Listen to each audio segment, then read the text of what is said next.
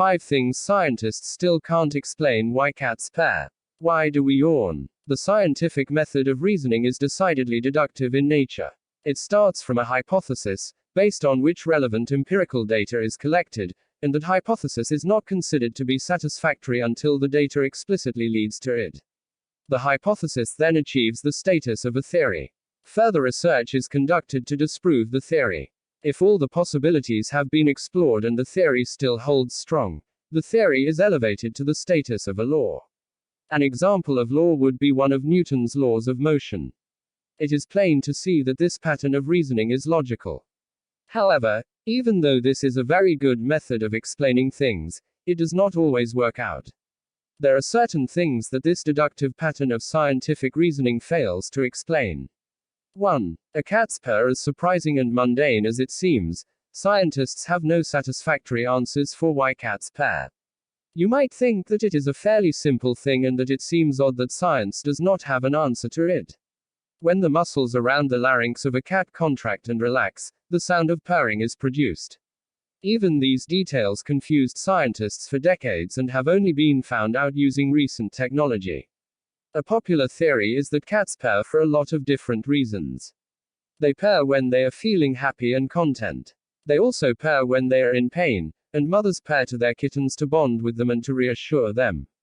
There is a modern form of therapy that uses sounds of a certain frequency to heal and strengthen bones, and it has been found out that the sound of a cat's purring is of the same frequency. Thus, it is possible that cats purr to heal themselves. It is still only a theory, though, and there is not enough proof to call it conclusive. 2. The placebo effect. The placebo effect is nothing new. Scientists have known about it for decades, and most of us have seen mentions of it online, heard about it from friends, or seen it in movies and TV shows. However, the placebo effect is extremely strange and has no solid explanations. For example, scientists carried out an experiment in which they hurt someone for several days at an end, and gave them a little morphine to ease the pain. The experiment was consensual and the pain was of a mediocre amount, of course.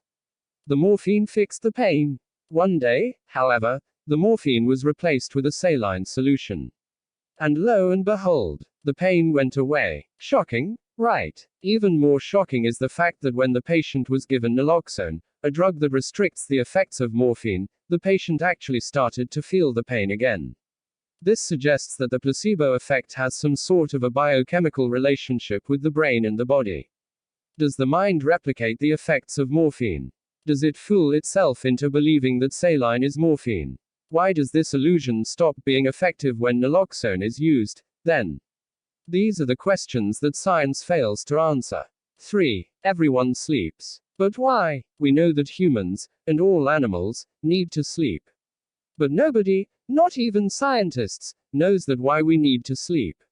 Our body can repair itself and do the maintenance functions it requires by simply resting. There are theories that sleep is essential for the permanent retention of memories and the development of skills. But these theories fail to explain why people with a mutated gene that lets them sleep only 2 hours function the same way as the rest of us, and have no problem in leading normal lives. There is also the fact that all species out there have a special love for sleep. We, humans, love sleep too. I am sure you have a friend or two who love nothing more than their sleep. Science cannot explain this need and love for sleep in mankind, or animals for that matter. 4. I yawn because you do. Yawning is an integral part of the life of a layman, and an inexplicable mystery for scientists. The most probable explanation for yawning is that it helps in cooling down the brain.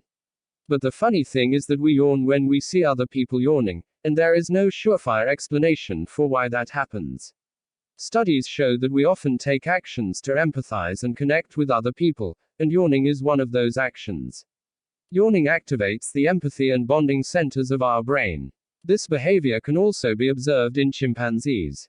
This contagious and social yawning effect, strangely enough, does not affect psychopaths because they do not process emotions the same way as other people do.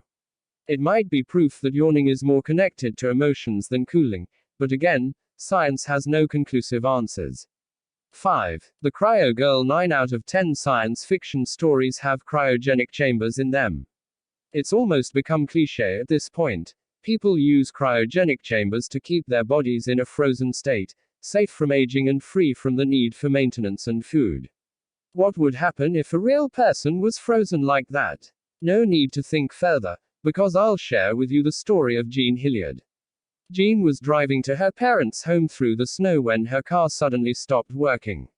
She started walking to a friend's home nearby, and due to the extremely low temperature, she froze. She was instantly rushed to a hospital. Her vitals were non-existent and the doctors almost pronounced her dead before she started to recover. She probably survived because she reached the hospital in time, but it's still inexplicable how she managed to stay alive at freezing temperature. If you enjoyed this video and want to hear from me again, be sure to hit that subscribe button before you go.